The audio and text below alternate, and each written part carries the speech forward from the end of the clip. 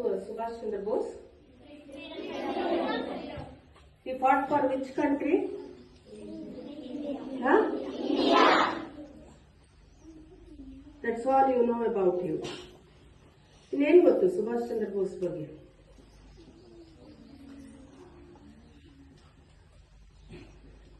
ಬಿಡಿ ಮ್ಯಾಮ್, ಅವ್ರಿಗೂ ವಯಸ್ಸಾಗಿತ್ತು, ಸತ್ತೋದ್ರೆ ಅವ್ರ ಬಗ್ಗೆ ಏನ್ ತಿಳ್ಕೊಳ್ಳೋದು ಅಲ್ವಾ?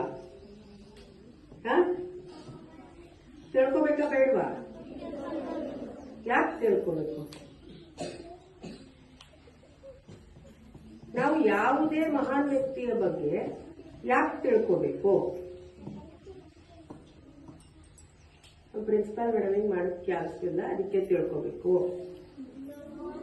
ಮತ್ತೆ ನಾನಿದನ್ನು ನಿಮಗೆ ಪ್ರತಿ ಸರಿ ಹೇಳ್ತಿರ್ತೀನಿ.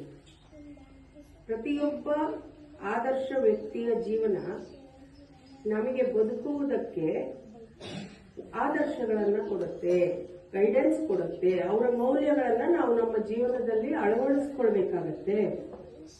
C, animals also live and die, humans also live and die. ಏನು ವ್ಯತ್ಯಾಸ ಪ್ರಾಣಿಗಳಿಗೂ ನಮಗೂ? ನಾವು ಮಾಡೋ ಸುಮಾರು ಕೆಲಸಗಳು ಅವು ಮಾಡುತ್ತವೆ ಅಲ್ವಾ? ನಿಮ್ಮಲ್ಲಿ ಹಸು ಇದ್ರೆ ಹುಲ್ ತಿನ್ನತ್ತೆ, ಹಾಲು ಕೊಡತ್ತೆ, ಹೊರಿ ಹಾಕತ್ತೆ, ನಿದ್ದೆ ಹೋಗತ್ತೆ, ಆಮೇಲೆ ಒಂದಿನ ಸತ್ತು ಹೋಗುತ್ತೆ. ನಾವು ಹಾಗೇನಾ? ಕುರಿ, ಕೋಳಿ, ಮೇಕೆ, ಆನೆ, ಸಿಂಹ ಈ ತರ. ಯಾಕೆ ನಾವು ಡಿಫ್ರೆಂಟ್ ಹಾಗಾದ್ರೆ? ಬೇರೆ ಎಲ್ಲ ಪ್ರಾಣಿಗಳಿಗಿಂತ ಮಿಗಿಲಾಗಿರುವಂತಹ ಕೆಲವು ಕ್ವಾಲಿಟೀಸ್ ಅನ್ನ ಪರಮಾತ್ಮ ನಮಗೆ ಕೊಟ್ಟಿದ್ದಾನೆ. ಏನದು? ಬುದ್ಧಿ. ಎರಡು ರೀತಿಯಲ್ಲಿ ಬಳಸ್ಕೋಬಹುದು. ಬುದ್ಧಿ ಕಾಮನ್ ಅವನು, ಆಯ್ತಾ? ಇನ್ನು ಎರಡು ರೀತಿ, ಸದ್ಬುದ್ಧಿ, ದುರ್ಬುದ್ಧಿ. ಒಳ್ಳೇದು ಮಾಡ್ಬೋದು, ಕೆಟ್ಟದ್ದು ಮಾಡ್ಬೋದು. ಒಸಾಮಾ ಬಿನ್ ಲ್ಯಾಡನ್ ಹುಟ್ಟುಹಬ್ಬ ಮಾಡಿದ್ರೆ ಏನ್ ಕಲ್ತ್ಕೋತೀವಿ? How to become a terrorist ಅಂತ ಕಲ್ತ್ಕೋತೀವಿ. ಮಾಡ್ಬೇಕಾ? ಒಸಾಮಾ ಬಿನ್ ಲ್ಯಾಡನ್ ಹುಟ್ಟಿದಬ್ಬ ಮಾಡ್ಬೇಕಾ? ನೀವೆಲ್ಲ ಟೆರರಿಸ್ಟ್ಗಳಾಗಿ ಬಾಂಬ್ ಹಾಕಿ ಕೆಟ್ಟ ವ್ಯಕ್ತಿಗಳಾಗ್ಬೇಕಾ? ಮತ್ತೆ ಇವಾಗ ಮಾಡ್ಬೇಕು ಅಂದ್ರಲ್ಲ. ಅಂದ್ರೆ ನಿಮಗೆ ಒಸಾಮಾ ಬಿನ್ ಲ್ಯಾಡನ್ ಯಾರು ಅನ್ನೋದೇ ಗೊತ್ತಿಲ್ಲ. ಹಾಗೆ ಸುಭಾಷ್ ಚಂದ್ರ ಬೋಸ್ ಇರ್ಬೋದು, ನೇತಾಜಿ ಅಂತ ಕರಿತೀವಿ ನಾವು ಅವ್ರನ್ನ, ಸರ್ದಾರ್ ಪಟೇಲ್ ಇರ್ಬೋದು, ಮಹಾತ್ಮ ಗಾಂಧಿ, ಲಾಲ್ ಬಹದ್ದೂರ್ ಶಾಸ್ತ್ರಿ, ಇವರುಗಳೆಲ್ಲ ಏನು ಅಂದ್ರೆ ಸಾಮಾನ್ಯ ಜನಗಳಲ್ಲಿ ಹುಟ್ಟಿ ಅಸಾಮಾನ್ಯವಾದ ಸಾಧನೆಯನ್ನ ಮಾಡಿ ನಮ್ಮಲ್ಲಿ ದೇಶ ಪ್ರೇಮ ಅನ್ನೋದನ್ನ ಹುಟ್ಟಾಕಿದವರು. ಇವತ್ತಿನ ನಮ್ಮ ಜನಾಂಗಕ್ಕೆ ದೇಶ ಪ್ರೇಮ ಅನ್ನೋದನ್ನ ಎಲ್ಲಿ ಹುಡುಕಬೇಕು? ಮೈಕ್ರೋಸ್ಕೋಪ್ ಅಲ್ಲಿ ಹುಡುಕಬೇಕು. ನನ್ನ ಮನೇನೇ ನಂದಲ್ಲ, ನಾನ್ ನಮ್ಮ ಮನೆಯವ್ರನ್ನೇ ಪ್ರೀತಿಸಲ್ಲ, ನಾನು ಹೋಗೋ ಸ್ಕೂಲ್ನೇ ಪ್ರೀತಿಸಲ್ಲ, ನಮ್ಮ ಟೀಚರ್ಸ್ನೇ ಪ್ರೀತಿಸಲ್ಲ. ಅಯ್ಯೋ ದೇಶ ತುಂಬಾ ದೊಡ್ಡದು ಮ್ಯಾಮ್, ಯಾಕೆ ಕಷ್ಟಪಡ್ಬೇಕು ಅಲ್ವಾ? ಒಂದು ಒಳ್ಳೆಯ ಸಮಾಜ ನಿರ್ಮಾಣವಾಗಬೇಕಾದ್ರೆ ಒಳ್ಳೆ ವ್ಯಕ್ತಿಗಳಿರ್ಬೇಕು. ಸೊ ಅದೇ ರೀಸನ್ಗೆ ನಾವು ಈ ಬೇರೆ ಬೇರೆ ಜಯಂತಿಗಳನ್ನೆಲ್ಲ ಆಚರಿಸ್ತೀವಿ. ಇವತ್ತು ಯಾರ ಜಯಂತಿ ಆಚರಿಸ್ತಿದೀವಿ? ಅವರ ಜನ್ಮದಿನವನ್ನ ಏನಂತ ಆಚರಿಸ್ತೀವಿ ನಾವು? ಪರಾಕ್ರಮ ದಿವಸ್. ಯಾಕೆ?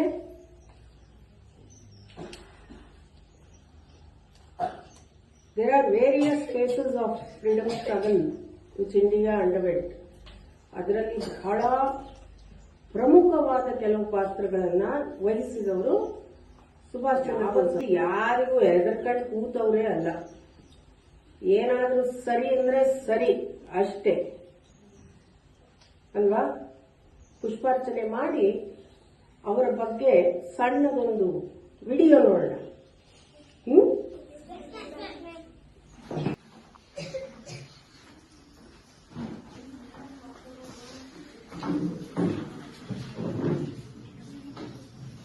ನಾವು ಪುಷ್ಪಾರ್ಚನೆ ಮಾಡುವ ಪ್ರತಿಯೊಂದು ಹೂವು ನಮ್ಮ ಟೀಚರ್ಸು, ನಮ್ಮ ಸ್ಟೂಡೆಂಟ್ಸು, ನಮ್ಮ ಸುತ್ತಮುತ್ತಲಿನ ಜನ ಎಲ್ಲರ ಪ್ರತಿನಿಧಿಯಾಗಿ ನಾವು ಪುಷ್ಪಾರ್ಚನೆ ಮಾಡ್ತೀವಿ. ನೀವೆಲ್ಲರೂ ಬಂದು ನನಗೆ ಹೂ ಇಡೋಕ್ಕೆ ಆಗಲ್ಲ. ಹಾಗಾಗಿ ನಿಮ್ಮೆಲ್ಲರ ಪರವಾಗಿ ನಾವು ಪುಷ್ಪಾರ್ಚನೆಯನ್ನ ಮಾಡ್ತೀವಿ.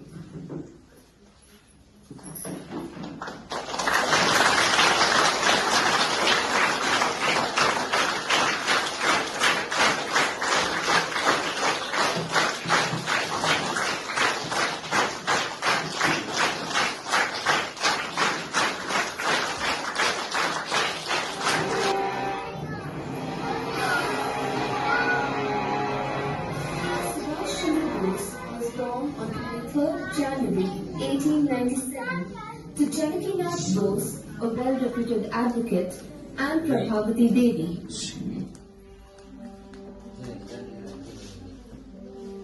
Subhash Chandra Bose's nationalistic temperament first came to light at the Presidency College, Calcutta, when he was rusticated for assaulting Professor Otu for his anti-Indian comments.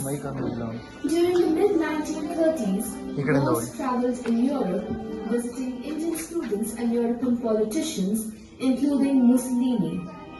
He observed party organization and saw communism and fascism in action. In 1938, he had become a leader of national stature and agreed to accept the nomination as Congress President. He stood for Swaraj, self-governance.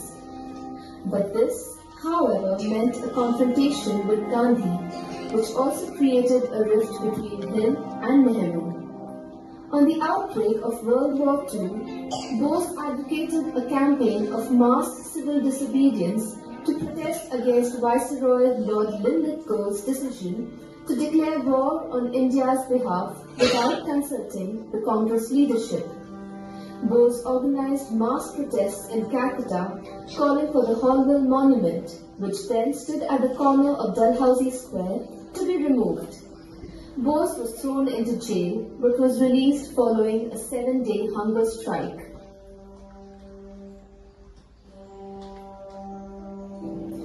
Bose's house in Calcutta was kept under surveillance by the CID following his release. Bose planned an escape with the help of his nephew, Cecil K. Bose, in a car dressed as a Pathan, sporting a long beard which he grew overnight. Bose escaped to Germany via Afghanistan and the Soviet Union. In Germany, to Hitler and Bose. I swear by God this holy oath that I will obey the leader of the German race and state, Adolf Hitler, as the commander of the German armed forces in the fight for India, whose leader is Subhash Chandra Bose. Matters worsened when the now retreating German army would be in no position to offer him help in driving the British from India.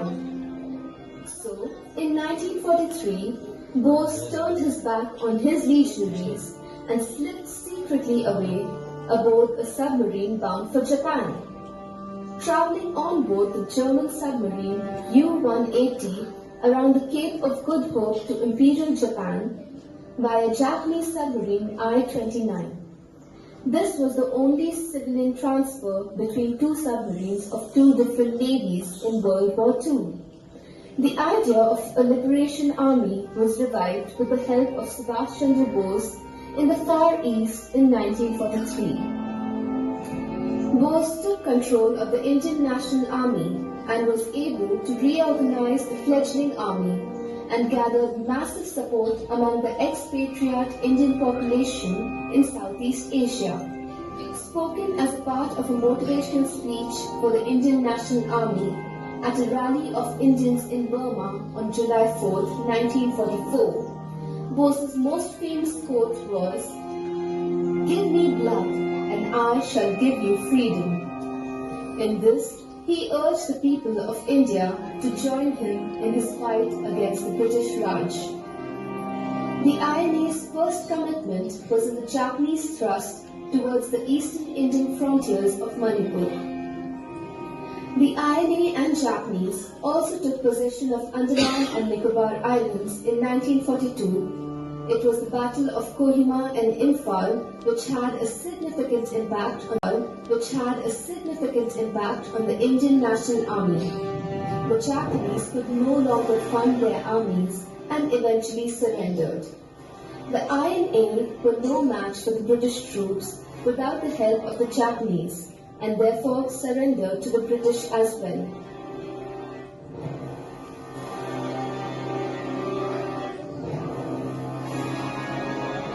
Mystery still surrounds the disappearance and eventual death of Bose, though it is said that he is alleged to have died in a plane crash in Taipei, Taiwan, on 18th August 1945 while en route to Tokyo.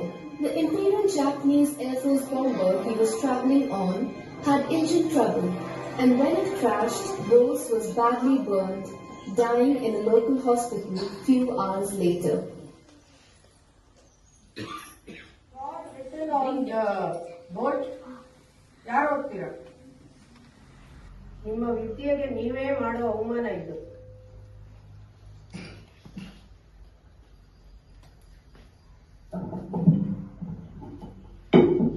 One individual may die for an idea, but that idea will, after his death, incarnate itself in 1,000 lives.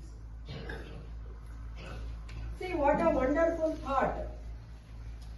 One individual may die for an idea, but that idea will, after his death, incarnate itself into 1,000 lives. This sentence speaks a lot about our lives. Indian National Army anna yaar start madidru? Who can tell? Allah. Indian National Army or the Azad Hind Fauj was started by Ras Bihari Bose, Subhash Chandra Bose avara anna. ಅದಕ್ಕೆ ಹೇಳೋದು history ಓದಿ. Social science is the mother of all subjects. Whatever you study goes back to social science. It is the mother of all subjects, mother of everything you do. Science ಅಲ್ಲಿ ಯಾವುದೋ ಒಂದು theory ಬಂದ್ರೆ ಅದನ್ನು ಬರೆದೋರು ಯಾರು ಅಂತ ಓದ್ತೀವಿ. Again you are studying the history. Maths ಅಲ್ಲಿ ಒಂದು ಥಿಯರಮ್ ಅಂದ್ರೆ ಅದನ್ನು ಕೊಟ್ಟವ್ರು ಯಾರು ಅಂತ ತಿಳ್ಕೊತೀವಿ. Again it is history. That is why knowing your land's history is very important. ನಾವೆಲ್ಲ ಅದಕ್ಕೆ ಬೇಸ್ಲೆಸ್ ಜನ. ನಮ್ಮ ಜೊತೆನಲ್ಲೇ ಇದ್ದು ನಮಗೆ ಯಾರೋ ಮೋಸ ಮಾಡ್ತಿದ್ರೆ ಚಪ್ಪಾಳೆ ಹೊಡ್ಕೊಂಡು ಕೂತ್ಕೋತೀವಿ ಅಲ್ವಾ? ಯಾಕೆ? ನಮಗೆ ನಮ್ಮ ಬೇಸ್ ಏನು ಅನ್ನೋದು ಗೊತ್ತಿಲ್ಲ. There was a time when they used to say India is a land of snakes. ಹಾವು ಮತ್ತು ಹಾವಾಡಿಗರ ದೇಶ ಅಂತ ಆಡ್ಕೊಳ್ಳೋರು ವೆಸ್ಟರ್ನರ್ಸ್ ನಮ್ಮನ್ನ. But today we Indians only are proudly telling, yes, we are a land of snake. Why? Anaconda, ದೊಡ್ಡ ಹಾವು, ಹೌದಾ? World's biggest snake, anaconda, ಹೌದಾ? ಎಷ್ಟು ಜನ ಹೌದು ಅಂತೀರ ಕೈ ಎತ್ತಿ? Found in the forests of Amazon. ಬೇರೆಯವ್ರು ಯಾಕ ಹೌದು ಅಂತ ಅನ್ನಲ್ಲ? ಗೊತ್ತಿಲ್ಲ ಮೇಡಮ್. ಸುಮ್ಮನೆ ಯಾಕೆ ತಲೆ ಕೆಡಿಸ್ಕೋಬೇಕು? ಜನರಲ್ ನಾಲೆಡ್ಜ್ ಅನ್ನೋದು ಪ್ರಯೋಜನಕ್ಕಿಂತ ಇರೋ subject. Dozora is the biggest snake found in the Amazon forests are wrong. Put your hands down. The world's biggest snake fossil is found in India. Gujarat ನ ಒಂದು ಊರಲ್ಲಿ ಅನಕೊಂಡಾದಂತಹ 50 ಪಟ್ಟು ದೊಡ್ಡ ಹಾವಿನ ಒಂದು ಫಾಸಿಲ್ ಸಿಕ್ಕಿದೆ. It happen in 2024. ಪಾಪ ನಿಮ್ಗೆಲ್ಲ ವಯಸ್ಸಾಗೋಗಿತ್ತು, ಅದಕ್ಕೆ ನಿಮಗೆ ಗೊತ್ತಿಲ್ಲ.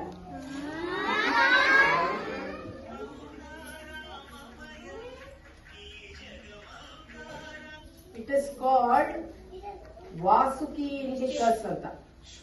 So next time you read or hear India is a land of snakes andre, say proudly, yes, my country is a land of snakes. ಪ್ರಪಂಚದಲ್ಲಿ ಎಲ್ಲೂ ಕಾಣದಿರುವಂತಹ ಅದ್ಭುತವಾದಂತಹ ಹಾವುಗಳು ನಮ್ಮ ದೇಶದಲ್ಲಿ ಕಾಣುತ್ತೆ ಅಂತ. ಅದಕ್ಕೆ ನಾವು ತಿಳ್ಕೋಬೇಕು. We should know every part of history and every talk of people around us. ನಮ್ಮನ್ನು ಯಾರು ಬೇಕಾದ್ರೆ ಈಸಿಯಾಗಿ ಯಾಮಾರಿಸ್ಬೋದು. ಯಾಕೆ ಹೇಳಿ? ನಾವು ಆ ತರ ಗೂಬೆಗಳು. We try to love a person, not any concept. ಹೇಳಿದ್ರಪ್ಪ,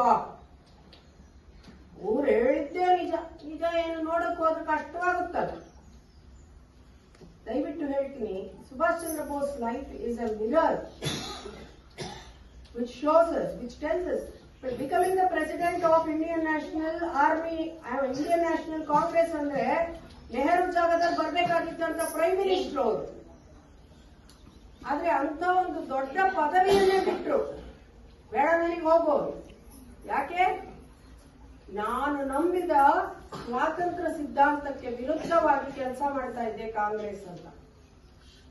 He never accused Congress. He gave up his position. He traveled far and wide.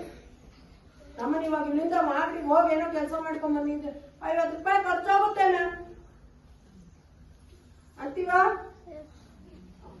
India ಇಂದ USSR, Afghanistan, Germany, Japan, Persia ಎಲ್ಲಾ ಕಡೆ ತಿರುಗಿದ್ರು. ಕೊನೆ ಇಂಗ್ಲೆಂಡ್ ಅಲ್ಲೇ ಹೋಗಂತ ಆರ್ಮಿ ಕಟ್ಟಿದ್ರು. ಹ್ಯಾಗ್ ಮಾಡಿದ್ರು? ಅವರಲ್ಲಿದ್ದಂತಹ ಉದ್ಯಮ, ಉದ್ದೇಶ ಎರಡೂ ಅವರನ್ನ ಕರ್ಕೊಂಡು ಹೋಯ್ತಲ್ಲಿ. Children, please read about such people. Blindly don't believe anybody. ತುಂಬಾ ಸಿಂಪಲ್ ಎಕ್ಸಾಂಪಲ್. ನಮ್ಮಲ್ಲಿ ಹೈಯರ್ ಕ್ಲಾಸಸ್ ಅಲ್ಲಿರೋ ಮಕ್ಕಳಿಗೆ ಗೊತ್ತಿರುತ್ತೆ. ಇಲ್ಲಿ ನಮ್ಮ ಶಾಲೆಯಲ್ಲೇ ನಡೆದಂತಹ ಕುತಂತ್ರಗಳು ಎಷ್ಟು ಅಂತ ನಾವೇನ್ ಮಾಡ್ತೀವಿ? ಸುಮ್ಮನೆ ಬ್ಲೈಂಡ್ ಆಗಿ ನಂಬ್ತೀವಿ. Please try to introspect. ನನ್ನನ್ನು ನಾನು ಅರ್ಥ ಮಾಡ್ಕೊಂಡಾಗ ಮಾತ್ರ, ನನ್ನ ವಾತಾವರಣವನ್ನ ಅರ್ಥ ಮಾಡ್ಕೊಂಡಾಗ ಮಾತ್ರ ನನ್ನ ಭವಿಷ್ಯ ಹೇಗಿರ್ಬೇಕು ಅನ್ನೋದನ್ನ ನಾನು ಡಿಸೈಡ್ ಮಾಡಬಹುದು. ಹಾಗಾಗಿ ದಯವಿಟ್ಟು in any situation don't believe anybody blindly. ನೀವೆಲ್ಲ ಒಂದು ಸ್ಲೋಗನ್ ಹೇಳ್ತೀರಾ, ಜೈ ಹಿಂದ್ ಅಂತ ಹೇಳ್ತೀರಾ ಇಲ್ವಾ? ನಾವ್ ಹೇಳಲ್ಲ, ನಮಗೆ ಸುಮ್ಮನೆ ಬೇಜಾರಾಗುತ್ತೆ. ಅದನ್ನ ಮಾಡಿದವ್ರು ಯಾರಪ್ಪ?